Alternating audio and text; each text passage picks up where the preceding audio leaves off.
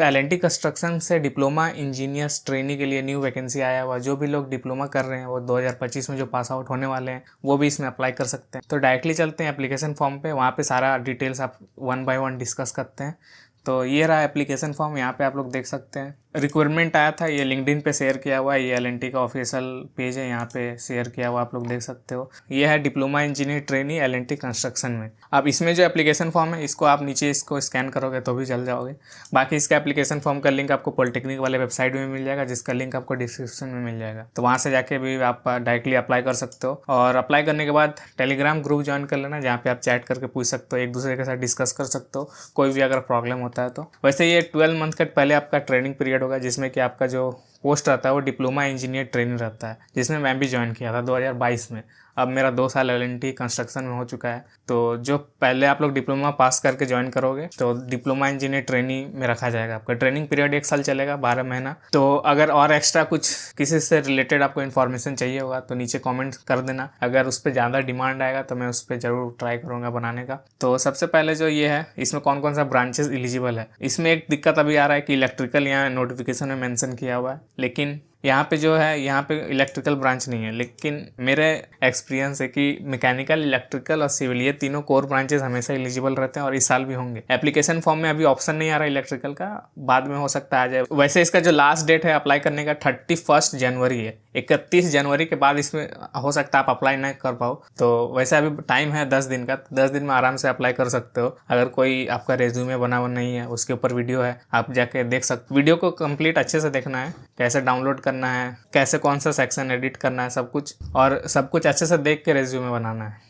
तो application form पे आते हैं तो सबसे पहले यहाँ पे आपको ब्रांच का डिटेल मिल जाएगा, कौन कौन सा ब्रांचेस एलिजिबल है। और नोटिफिकेशन में जो अगर देखा जाए तो नोटिफिकेशन में जो ब्रांचेस लिखा हुआ है वो है civil, mechanical, electrical, mechatronics, electronics, instrumentation. पिछले साल माइनिंग नहीं था, इस साल माइनिंग भी है। तो माइनिंग वाले अगर कोई देख रहे हैं या फिर आपका कोई फ्रेंड होगा तो उनको भी शेयर कर देना। और computer science, electronics and communication, architecture, survey, instrumentation and control, ये सब सारा ब्रांचेस एलिजिबल है। आप पॉज करके अच्छे से देख लेना। उसके बाद फिर इसमें कंपनसेशन दिया हो, यानी कि जो आपका सैलरी मिलने वाला है। तो ऑफिस में अगर आपका पोस्टिंग होगा तो उसमें 2.5 LPA मतलब 2,50,000 का एनुअल पैकेज है पूरा साल में। उसको आप 12 से डिवाइड कर लो, जितना आएगा वो आपको पर मंथ उतना। CTC है, इसमें कुछ डिडक्शन होगा, उसके बाद फिर आपका इन हैंड सैलरी आएगा। अब जो इन हैंड सैलरी है उसमें जो डिडक्शन होता है वो 2,000 से 3,000 डिडक्शन हो सकता है आपका। तो जो भी 12 से डिवाइड करने के बाद दोनों में, चाहे ऑफिस पोस्टिंग हो या साइड पोस्टिंग हो, 12 से डिवाइड करने के बाद 2-3 हज़ार माइनस कर देना, वो आपका बैंक अकाउंट में आएगा। बाकी कुछ पैसा आपका PF में जाता है, बाकी पैसा आपका इंश्योरेंस के लिए कटता है, जो कि मिलेगा नहीं, लेकिन उसके बदले में आपको इंश्योरेंस मिलता है। और PF का पैसा क्या है वो आप निकाल सकते हो बाद में। PF मतलब नहीं पता तो प्रोविडेंट फंड टाइप का होता है, मतलब वो रिटायरमेंट के टाइम या फिर कोई और बहुत सारे रीज़न है जिसके चलते आप अपना पैसा निकाल सकते हो, जैसे कि हायर एजुकेशन, शादी करने के लिए, या कोई हेल्थ इमरजेंसी, ये सब में भी निकाल सकते हो। तो आगे बढ़ते हैं हम लोग। ऑफिस पोस्टिंग के लिए 2.5 LPA है, साइड पोस्टिंग के लिए 2.97 LPA है। उसके बाद एलिजिबिलिटी क्राइटेरिया में लिखा हुआ है कि आपका 10th में 60% या उससे ज़्यादा होना चाहिए। 12th में भी आप अगर आपने 12th किया तो उसमें 60% से ज़्यादा होना चाहिए। 12th नहीं किया तो कोई दिक्कत नहीं। 2025 में आप पास आउट हो रहे हैं तो आप इसमें अप्लाई कर सकते हैं। पासिंग ईयर अगर आपका जैसे 2023 से दिखा रहा है ईयर ऑफ पासिंग, तो 2023 वाले भी अप्लाई कर सकते हैं, 24 वाले भी अप्लाई कर सकते हैं, और 25 में इस साल जो पास आउट होने वाले हैं वो भी अप्लाई कर सकते हैं, मतलब जो अभी 4th या 5th सेमेस्टर में होंगे और 2025 में उनका कंप्लीट हो जाएगा डिप्लोमा, वो भी इसमें अप्लाई कर सकते हैं। और एक पॉइंट लिखा हुआ है कि आपका जो डिप्लोमा है वो 30 जून तक कंप्लीट हो जाना चाहिए।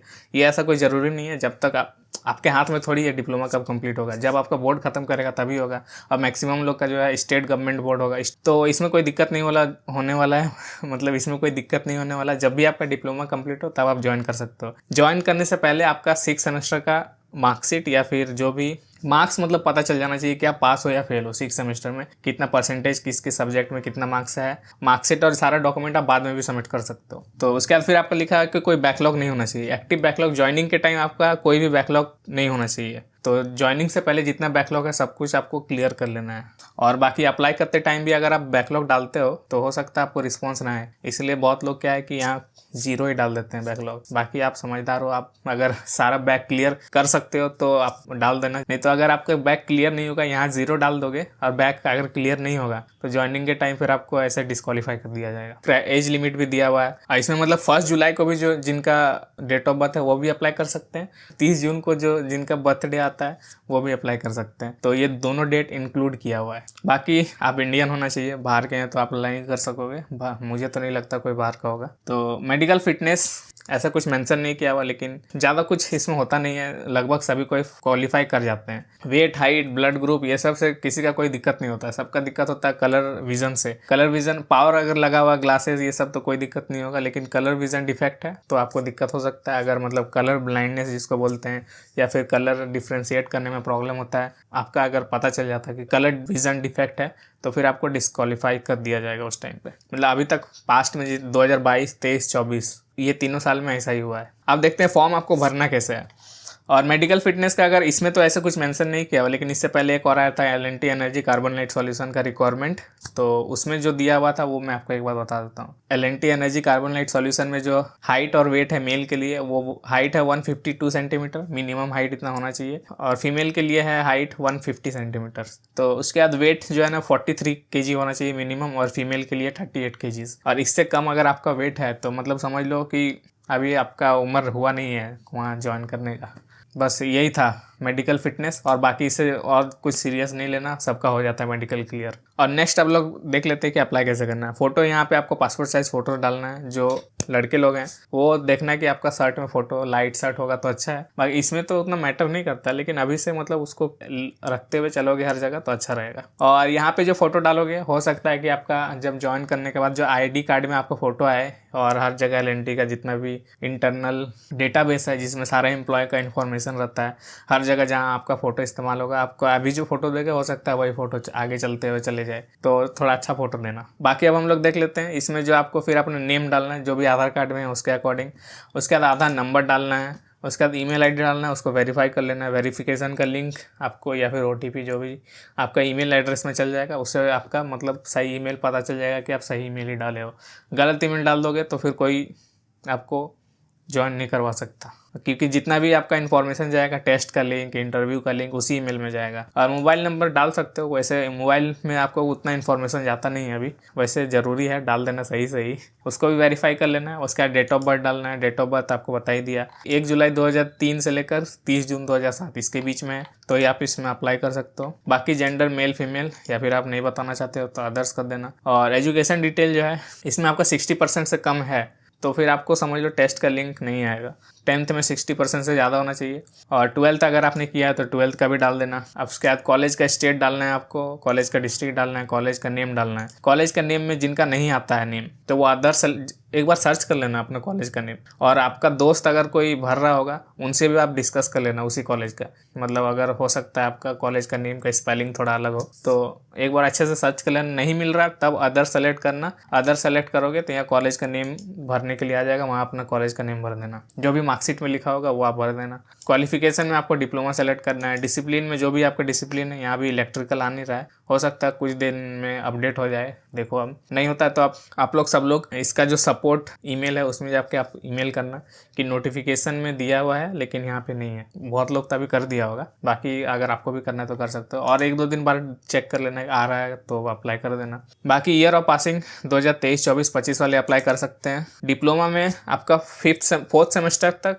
मतलब जहाँ तक आपका मार्कशीट आ चुका है वहाँ तक आपको इसमें एवरेज करके डालना है। 4th सेमेस्टर तक आपको मार्क्स पता चल गया तो उसमें 4th सेमेस्टर का मार्क्स बाय 4 करना है, उसको यहाँ डाल देना है। अगर आपका 5th सेमेस्टर का भी एग्जाम होकर मार्क्स आ गया तो 5th सेमेस्टर 5 सेमेस्टर का मार्क्स जोड़ना, उसको 5 से डिवाइड करना, यहाँ डाल देना। यहाँ आपको जितना का अवेलेबल है उतना डाल देना। उसके बाद फिर बैकलॉग यहाँ पे बताना है। अगर आपका बैकलॉग है तो बोथ, मतलब इनएक्टिव भी है और जो क्लियर हो चुका है वो दोनों को ऐड करके यहाँ डालना है। बाकी वीडियो के स्टार्टिंग में तो बता ही दिया था क्या करना चाहिए। और कॉलेज टाइप में आपका ऑटोनोमस, गवर्नमेंट प्राइवेट तो सबको पता ही होगा, और ऑटोनोमस वालों को पता होगा कि उनका कॉलेज ऑटोनोमस है। Mode of study full time ही सबको करना है, बाकी डिस्टेंस और पार्ट टाइम ये सब अलाउड नहीं होता है, और मुझे नहीं लगता कोई करता भी होगा इसमें डिप्लोमा। उसके बाद रेज्यूमे अपलोड करना है। रेज्यूमे में दिक्कत हो रहा था, जो मेरा रेज्यूमे वाला वीडियो है उसका देख के अपना रेज्यूमे बना सकते हो। उसमें कोई फ़ोटो का ज़रूरत नहीं है, आप फोटो तो ऐसे अटैच कर ही रहो ना, अलग से रेज्यूमे में आपको फोटो का जरूरत नहीं है। और आपको चेहरा देख के यहाँ पे हायर नहीं किया जाएगा, आपका नॉलेज और टैलेंट देख के हायर किया जाएगा। फोटो उतना ज़रूरी नहीं है मतलब तो फोटो डाल भी सकते हो नहीं भी, लेकिन उस वाले फॉर्मेट में फोटो मत डालना, उसमें बहुत बेकार लगेगा। कोई और फॉर्मेट आप देख लेना। बाकी अगर वैसा रेज्यूमे अगर आपको चाहिए होगा जैसा मैंने वीडियो में बताया, तो वो वीडियो जाके अच्छे से देखो। और रेज्यूमे में क्या क्या इंक्लूड करना चाहिए सब कुछ मैंने उसमें डिस्कस किया हुआ है। किस तरह से अपना बारे में आप उसमें बताओगे कि वो आपका 1 पेज 2 पेज का रेज्यूमे जिनका है उनको जाके वो वीडियो देखना चाहिए। बाकी 1 पेज में आपका रेज्यूमे होगा तो अच्छा रहेगा, क्योंकि आप अभी फ्रेशर हो, आपके पास उतना जॉब एक्सपीरियंस है नहीं, फालतू में 2 पेज करने का कोई फ़ायदा नहीं है। रेज्यूमे वाला वीडियो मतलब बहुत अच्छा रेज्यूमे बना के मैंने दिखाया है, तो वो वैसा रेज्यूमे आप बना के इसमें अपलोड कर सकते हो। बाकी रेज्यूमे बनाने के बाद उसको डाउनलोड पीडीएफ में करना है, क्योंकि यहाँ पे पीडीएफ में ही अपलोड होगा और 2 MB से कम ही होगा। उसके बाद तीनों चेक करके आपको सबमिट कर देना है, अप्लाई कर देना है, फिर आपका एप्लीकेशन फॉर्म कंप्लीट हो जाएगा। बहुत लोगों को हो सकता है ईमेल ना जाए, लेकिन यहाँ पे अगर कंप्लीट हो जाता है तो कोई दिक्कत नहीं है। बहुत लोगों को यहाँ पे अप्लाई करने के बाद ईमेल भी जा सकता है कि आपका एप्लीकेशन फॉर्म कंप्लीट हो चुका है। तो जिनको नहीं जाता है उनको डरने का कोई बात नहीं है। यहाँ पे कंप्लीट हो गया मतलब आपका जो इन्फॉर्मेशन है वो चला गया वहाँ, तो उसके बाद जब टेस्ट का लिंक आएगा तो वो भी आ जाएगा। अगर आप इसमें एलिजिबल नहीं है तो किसी और जो हैं उनको आप भेज सकते हो। और बहुत सारे वीडियोस अवेलेबल है चैनल पे, उसका प्लेलिस्ट में डाल दूंगा डिस्क्रिप्शन में, LNT वाला।